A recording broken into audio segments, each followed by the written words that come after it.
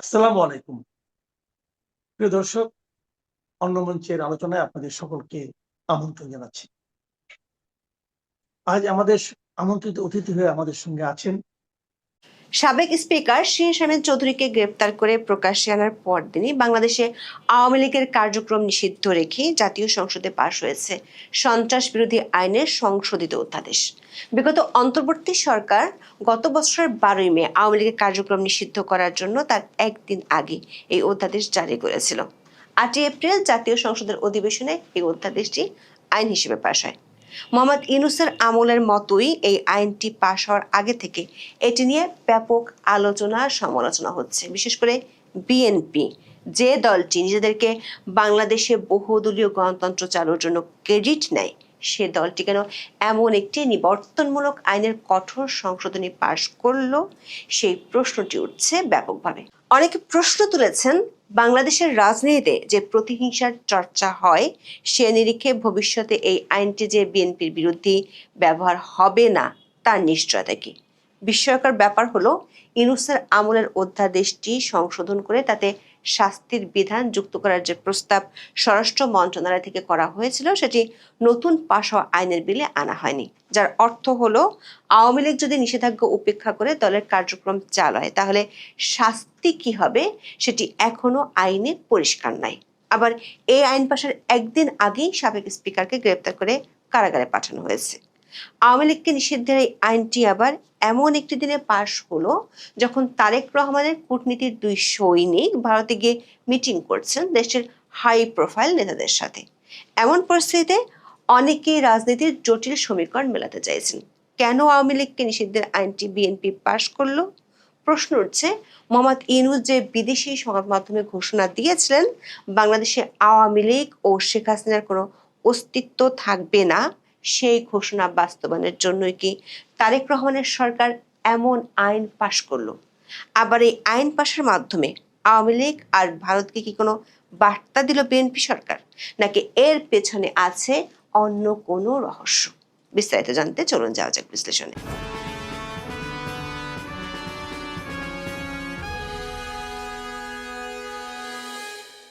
2024 সালের 5ই আগস্ট আওয়ামী লীগের পতনের 3 দিনের মাথায় অন্তর্বর্তী সরকার প্রধান হয়েছিলেন মোহাম্মদ ইউনূস।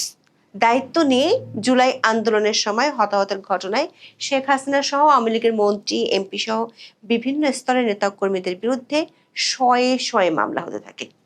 আওয়ামী লীগের সময় যে ট্রাইব্যুনাল গঠন করে শীর্ষ জামাত নেতাদের 71-এর যুদ্ধাপরাধের দায়ে ফাঁসিতে ঝুলানো হয়েছিল, সেই একই ট্রাইব্যুনালে শেখ হাসিনা সহ তার সহযোগীদের বিচারের উদ্যোগ নিয়েছিলেন মোহাম্মদ ইউনূস। সেই ট্রাইব্যুনালে শেখ হাসিনাকে মৃত্যুদণ্ডের আদেশও দেওয়া হয়। ইউনূসের কিংস পার্টির লোকজন তার আমলে তখন মাঝে মাঝে আওয়ামী লীগ নিষিদ্ধের দাবি তুলত।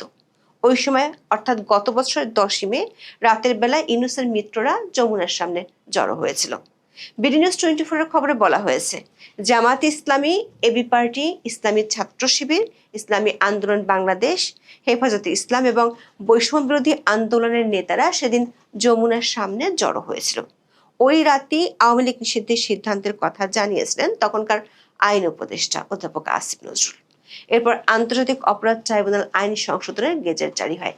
আইনের 2টি ধারায় ওই সংশোধনের মধ্য দিয়ে সম্ভাব্য মানবতা বিরোধী অপরাধে জড়িত রাজনৈতিক দল বা সংগঠন, তার অঙ্গ বা সহযোগী সংগঠন বা সমর্থক গোষ্ঠীর বিচারের সুযোগ তৈরি করার পাশাপাশি শাস্তিমূলক ব্যবস্থা নেওয়ার ক্ষমতা দেওয়া হয় ট্রাইব্যুনালকে।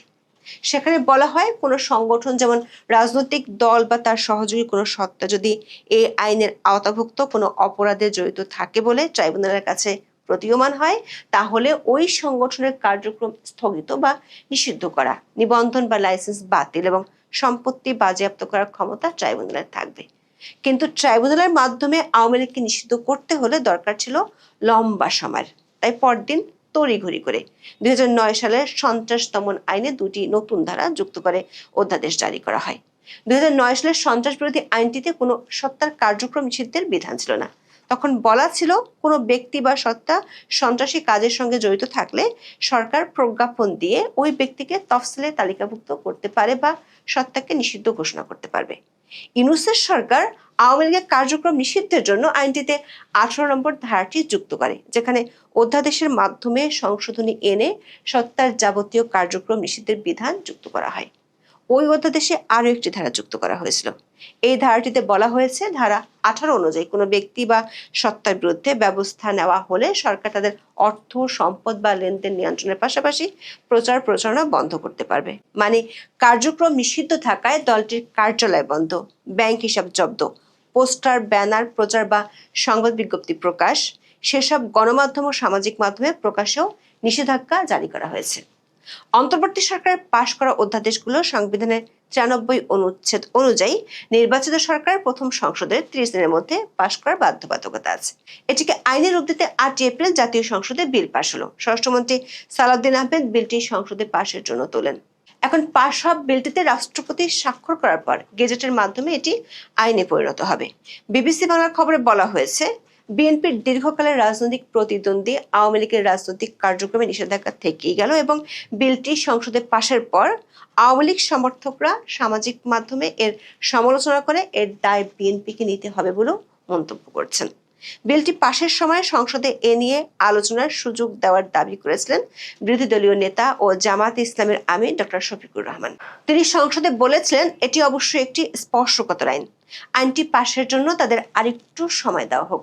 বিএনপির পক্ষ থেকে অবশ্য বলা হচ্ছে, তারা এই আইনে নতুন কিছু যোগ করেননি, শুধু অন্তর্বর্তী সরকারের সংশোধনী অধ্যাদেশটি পাশ করেছে।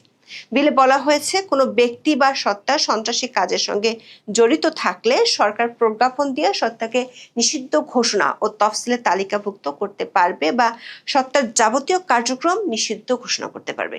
বিলে আরো বলা হয়েছে, এই সত্তা বা তার পক্ষে বা সমর্থনে যে কোনো প্রেস বিবৃতির প্রকাশনা বা মুদ্রণ কিংবা গণমাধ্যম, অনলাইন, সামাজিক যোগাযোগ মাধ্যম বা অন্য যে কোনো মাধ্যমে যে কোনো ধরনের প্রচারণা অথবা মিছিল, সভা সমাবেশ বা সংবাদ সম্মেলন আয়োজন বা জনসমক্ষে বক্তব্য প্রদান নিষিদ্ধ করবে। তবে এর আগে গণমাধ্যমের খবর বেরিয়েছিল, স্বরাষ্ট্র মন্ত্রণালয় থেকে এই বিলে একটি সংশোধনী যুক্ত করার সুপারিশ করা হয়েছিল। অন্তর্বর্তী সরকার 133টি অধ্যাদেশ পর্যালোচনার জন্য সংসদীয় বিশেষ কমিটি গঠন করা হয়। 4 এপ্রিল দৈনিক সমকালে প্রকাশিত খবরে বলা হয়েছে, সন্ত্রাসবিরোধী অধ্যাদেশটি সংসদে পাশের সুপারিশ করেছিল স্বরাষ্ট্র মন্ত্রণালয়। মন্ত্রণালয়ের মতামতে বলা হয়েছে, কার্যক্রম নিষিদ্ধ সত্তা কার্যক্রম পরিচালনা করলে সাজার বিধান নেই অধ্যাদেশে। সাজার বিধান যুক্ত করা যেতে পারে। নিষিদ্ধ সংগঠনের জন্য আইনের 16 ধারা যেসব সাজার বিধান রয়েছে সেগুলি প্রযোজ্য হবে কার্যক্রম নিষিদ্ধ সংগঠনের জন্য। 8 এপ্রিল দৈনিক প্রথম আলোর খবরে বলা হয়েছে, 15টি বিল সংশোধিত আকারে অনুমোদনের সুপারিশ করা হয়েছিল। তার একটি সন্ত্রাস বিরোধী সংশোধন অধ্যাদেশ। তবে আজ এ সংক্রান্ত যে বিল পাশ হয়েছে সেখানে কোনো সংশোধনী আনা হয়নি। তার অর্থ হলো, এই আইনে দলের কার্যক্রম নিষিদ্ধ থাকলেও যদি কেউ সেই নিষেধাজ্ঞা উপেক্ষা করে তাহলে শাস্তি কি হবে সেটি পরিষ্কার নাই। আইন বিশেষজ্ঞরা বলছেন, তাহলে কেউ যদি নিষেধাজ্ঞা না মানে তাহলে তার বিরুদ্ধে আদালত কি ধরনের ব্যবস্থা নেওয়ার নির্দেশ দিবেন সেটিতে এই আইনে সুস্পষ্টভাবে কোনো কিছু উল্লেখ নেই। সংসদে 8 এপ্রিল এই আইনটি পাশ হওয়ার বহু আগে থেকেই, বিশেষ করে ইউনূসের আমল থেকে এই অধ্যাদেশটি নিয়ে সমালোচনা হচ্ছিল। জাতিসংঘ থেকে শুরু করে অনেক দেশ ও সংস্থা দল নিষিদ্ধের বিরুদ্ধে বক্তব্য, বিবৃতি দিয়েছিল। এমনকি বিএনপি শীর্ষ নেতৃবৃন্দের পক্ষ থেকেও বলা হয়েছিল, তারা কোনো দল নিষিদ্ধের পক্ষে নয়। বিএনপির পক্ষ থেকে প্রায় জোর গলায় দাবি করা হয়, দলটি বাংলাদেশে বহুদলীয় গণতন্ত্র প্রবর্তন করেছিল, যেটির একক ক্রেডিট তারা নিতে চায়। প্রশ্ন উঠেছে, বিএনপিকে আইন পাশের মাধ্যমে সেই ক্রেডিটকে জলাঞ্জলি দিল না। আবার অনেকে মনে করেন, বাংলাদেশে যেভাবে প্রতিহিংসার রাজনীতির চর্চা করা হয় সেখানে এই ধরনের আইন ভবিষ্যতে যখন বিএনপি ক্ষমতায় থাকবে না তখন তাদের বিরুদ্ধে প্রতিপক্ষরা ব্যবহার করতে পারে, এমন আশঙ্কার কথা খোদ তারেক রহমানই বলেছিলেন। এই বছরের 28 জানুয়ারি বর্তমান প্রধানমন্ত্রী তারেক রহমানের একটি সাক্ষাৎকার ছাপা হয় বিখ্যাত টাইম ম্যাগাজিনে। সেখানে তিনি বলেছিলেন, নীতিগতভাবে কোনো দল নিষিদ্ধ করার পক্ষে তিনি নন। টাইম ম্যাগাজিনকে তিনি বলেছিলেন, আজ যদি একটি দল নিষিদ্ধ করা হয় তবে কাল আমার দলও নিষিদ্ধ হবে না তার নিশ্চয়তা কি। তারও আগে গত বছরের 16 সেপ্টেম্বর বিএনপির স্থায়ী কমিটির সদস্য বর্তমান স্বরাষ্ট্রমন্ত্রী সালাউদ্দিন আহমেদ, যিনি আজকে নিজেই এই আইনটি পাশের জন্য সংসদে পেশ করেন, তিনি বলেছিলেন, কোনো রাজনৈতিক দলের কর্মকাণ্ড বা কোনো রাজনৈতিক দলকে নিষিদ্ধ ঘোষণা করা নির্বাহী আদেশে সেটা তারা সমর্থন করেন না। নির্বাহী আদেশে রাজনৈতিক দল নিষিদ্ধ করা একটি ভয়ানক চর্চা, যেটি দেশে অরাজকতা সৃষ্টি করবে বলে তিনি সেদিন মন্তব্য করেছিলেন। এমন আশঙ্কার পরও কেন আইনটি পাশ করলো বিএনপি? সুপ্রিম কোর্টের সিনিয়র আইনজীবী শাহদিন মালিক বিবিসি বাংলাকে বলেছেন, বিএনপি বিলটি পাশ করে আওয়ামী লীগের বিষয়ে নিজেদের অবস্থান পরিষ্কার করেছে এবং তারা না চাইলে বিলটি পাশ হতো না। শাহদিন মালিকের আশঙ্কা, একটা দলের নেতা কর্মী বা সাধারণ সদস্যরা অপরাধ করতে পারে, তার বিচারও হতে পারে, কিন্তু তার জন্য দল বা দলের কার্যক্রম নিষিদ্ধ বহাল রেখে বিএনপি সরকার ভবিষ্যতে অনেক দল নিষিদ্ধের ক্ষেত্র প্রস্তুত করলো। আবার এই আইন পাশের একদিন আগেই সাবেক স্পিকার শিরীন শারমিন চৌধুরীকে গ্রেপ্তার করে কারাগারে পাঠানো হয়েছে। আবার দিল্লিতে গেছেন বাংলাদেশের পররাষ্ট্রমন্ত্রী খলিলুর রহমান ও তারেক রহমানের পররাষ্ট্র উপদেষ্টা হুমায়ুন কবির। সেখানে তারা বৈঠক করেছেন ভারতের পররাষ্ট্রমন্ত্রী এস জয়শঙ্কর, দেশটির নিরাপত্তা উপদেষ্টা অজিত দোভাল আর বিজেপি নেতাদের সাথে। ভারতের প্রথম দেশ যারা আওয়ামী লীগের কার্যক্রম নিষিদ্ধের পর আনুষ্ঠানিকভাবে উদ্বেগ জানিয়েছিল। ভারতের পক্ষ থেকে বারবার বলা হয়েছে তারা বাংলাদেশে অন্তর্ভুক্তিমূলক ও সহিংসতা মুক্ত রাজনীতি দেখতে চায়। বাংলাদেশের পররাষ্ট্রমন্ত্রীর এই সফরের আগে দলের কার্যক্রম নিষিদ্ধের এই আইন তাহলে ভারতকে কি বার্তা দিচ্ছে, এমন প্রশ্ন উঠছে।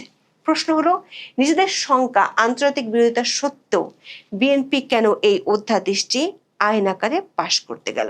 অনেকে আশঙ্কা করছেন, নির্বাচিত সরকার আসার পর যখন আওয়ামী লীগ নিজেদের কিছুটা হলেও গোছাতে শুরু করেছে, সেই সময় এই আইনের পাশের মধ্য দিয়ে বিএনপি কি ইউনূসের পথেই হাঁটছে?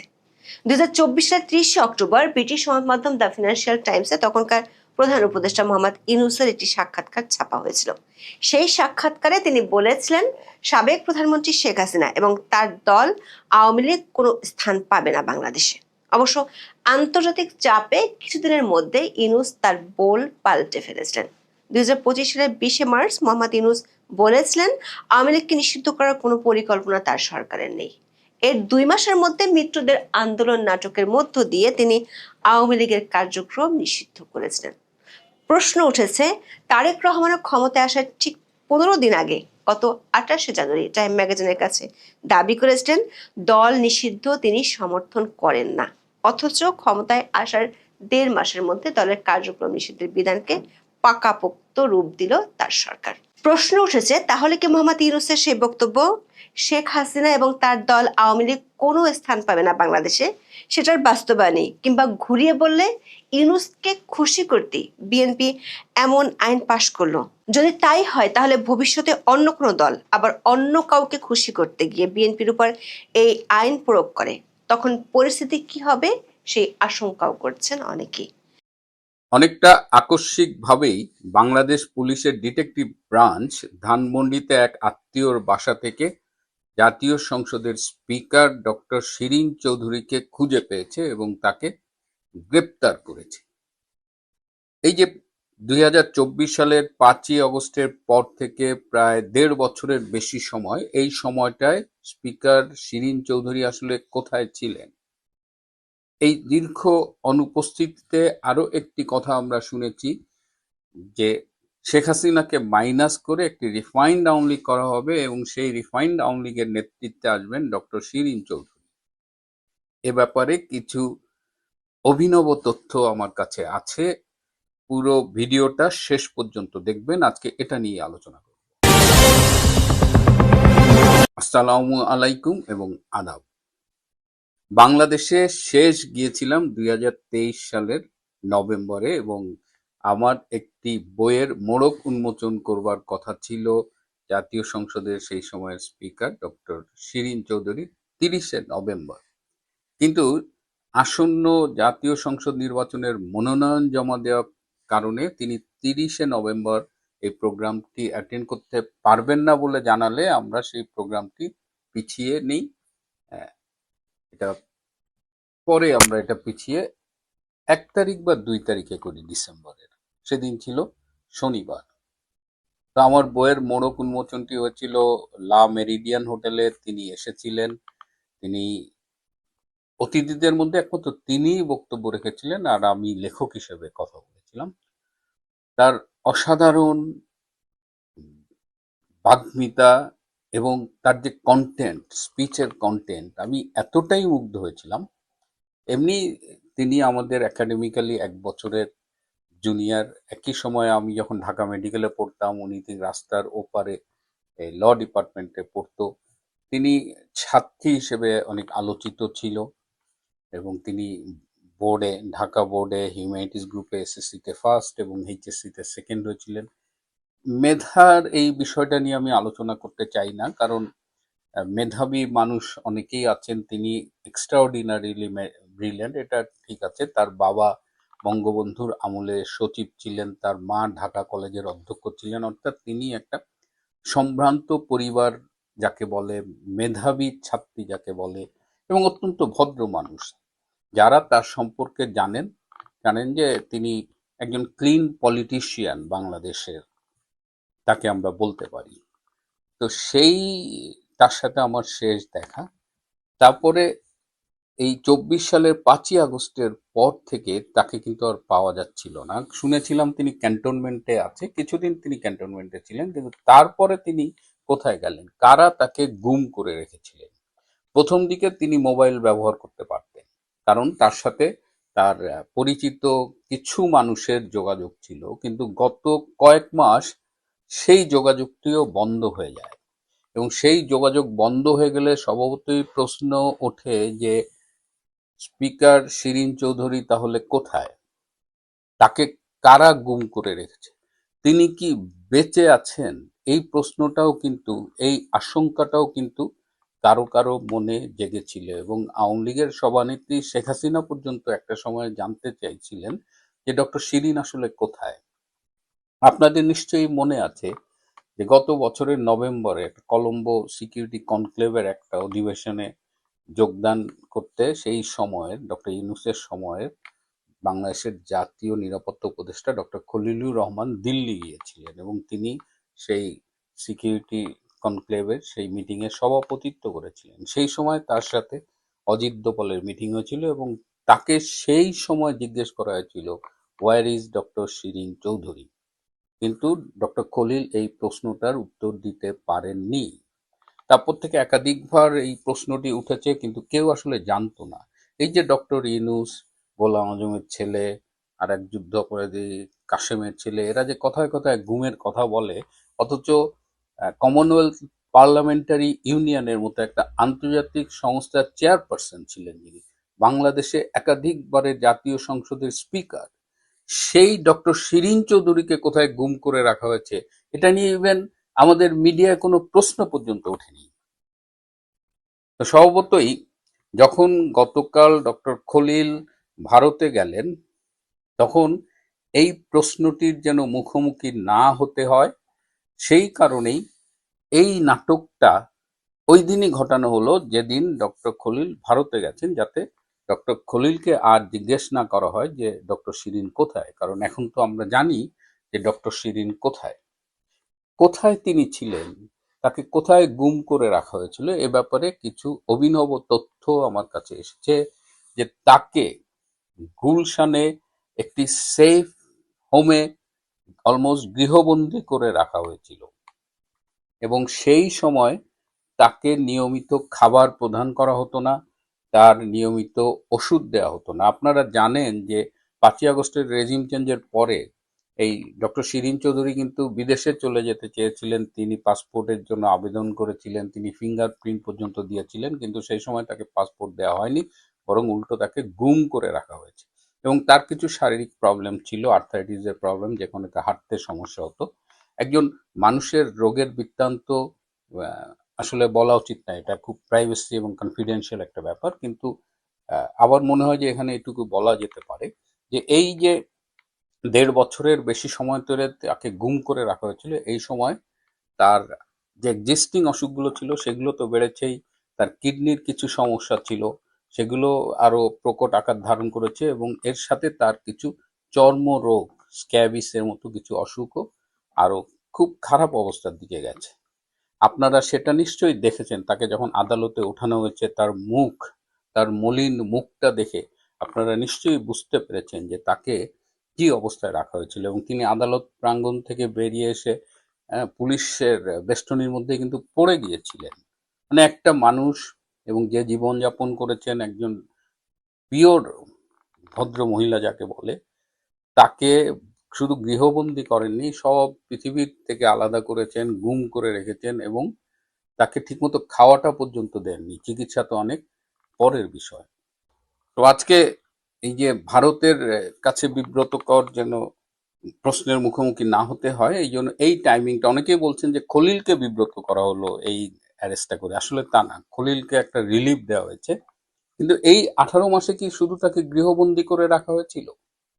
এইখানে আরো ইন্টারেস্টিং তথ্য। এবং এই ডক্টর ইউনূসের পক্ষ থেকে, এজেন্সির পক্ষ থেকে বারবার তার উপরে প্রেসার করা হয়েছিল যে রিফাইন্ড আওয়ামী লীগ করতে হবে, শেখ হাসিনাকে রাজনীতি থেকে মাইনাস করতে হবে এবং রিফাইন্ড আওয়ামী লীগের দায়িত্ব ডক্টর শিরীন চৌধুরীকে নিতে হবে। যতবার ডক্টর শিরীনের কাছে এই প্রস্তাব গেছে, ডক্টর শিরীন প্রতিবার অনড় থেকে একটি কথাই বলেছেন যে বঙ্গবন্ধুর রাজনীতির উত্তরাধিকার হলেন শেখ হাসিনা এবং শেখ রেহানা, এবং তিনি কোনো অবস্থাতেই শেখ হাসিনার নেতৃত্বের বাইরে যাবেন না এবং এর জন্য যদি তার মৃত্যুবরণ করতেও হয় তাও তিনি হাসি মুখে মেনে নেবেন, যে কোনো পরিস্থিতি তিনি মেনে নেবেন, তবুও রিফাইন্ড আওয়ামী লীগ নামের কোনো অবৈধ অন্যায়ের সাথে তিনি নিজেকে সম্পৃক্ত করবেন না। এটি শোনার পরে তার প্রতি আমার শ্রদ্ধায় এত বেশি, আমি নত হয়ে গিয়েছিলাম, যেটা আমি যখন শুনলাম যে তার উপরে একাধিকবার প্রেসার করা হয়েছে। হ্যাঁ, কিন্তু তিনি কোনো অবস্থাতেই তাদের সেই চাপের কাছে নতি স্বীকার করেনি। অবশেষে আপনারা দেখলেন তার বিরুদ্ধে 6টা মামলা, সেই 6টা মামলার মধ্যে 4টা মামলা হলো একই ঘটনার উপরে। সুতরাং সেই 4টা মামলা থেকে 3টা ফাইনাল রিপোর্ট হয়ে গেছে, এখন আছে 3টা। তো সেখানেও তার কোনো সম্পৃক্ততা পাওয়া যায়নি। এই ঘটনাগুলো যেসব জায়গায় ঘটেছে তার থেকে 300 কিলোমিটারের বেশি দূরে তিনি সেই সময় অবস্থান করছিলেন। তাহলে এখন এই লালবাগ না কোথাকার কোন একটা বাচ্চা ছেলে, তাকে হত্যা চেষ্টার সাথে নাকি তিনি জড়িত ছিলেন। মানে এরকম একটা হাস্যকর মামলা দিয়ে তাকে, তার জন্য আবার 2 দিনের রিমান্ডও চেয়েছিল আমাদের পুলিশ। যাই হোক, আদালত তাকে কারাগারে পাঠিয়েছে। তো এখন এই যারা আওয়ামী লীগকে ধ্বংস করে দেবেন, রিফাইন্ড আওয়ামী লীগ করবেন, এই ধরনের দিবাস্বপ্ন নিয়ে বা এ ধরনের ব্যর্থ মিশন নিয়ে মাঠে আছেন, তাদের কাছে এই শিরীন চৌধুরী কিন্তু দেখিয়ে দিয়েছেন যে এত নির্যাতন, এত কষ্টের মধ্যেও কিন্তু মাথা নত করেনি। এবং শিরীন চৌধুরী একা না, আওয়ামী লীগের অধিকাংশ, প্রায় সবাই এরকমই, এই এলিমেন্ট দিয়ে গড়া। ডক্টর শিরীন চৌধুরীর অবিলম্বে মুক্তি চাই। রাজনীতিকে শুদ্ধ ধারায় অচিরেই ফিরিয়ে আনা হোক। যদি না আনা হয় তবে তার জন্য বর্তমান ক্ষমতাসীনদের কি পরিমাণ মাশুল দিতে হবে তারা হয়তো ক্ষমতায় থেকে আজ অন্ধ হয়ে সেটা অনুধাবনও করতে পারছেন না। আর ডক্টর ইউনূস গত 1.5 বছরে যা যা অপকর্ম করেছেন, যদি বেঁচে থাকেন প্রত্যেকটার বিচার হবে।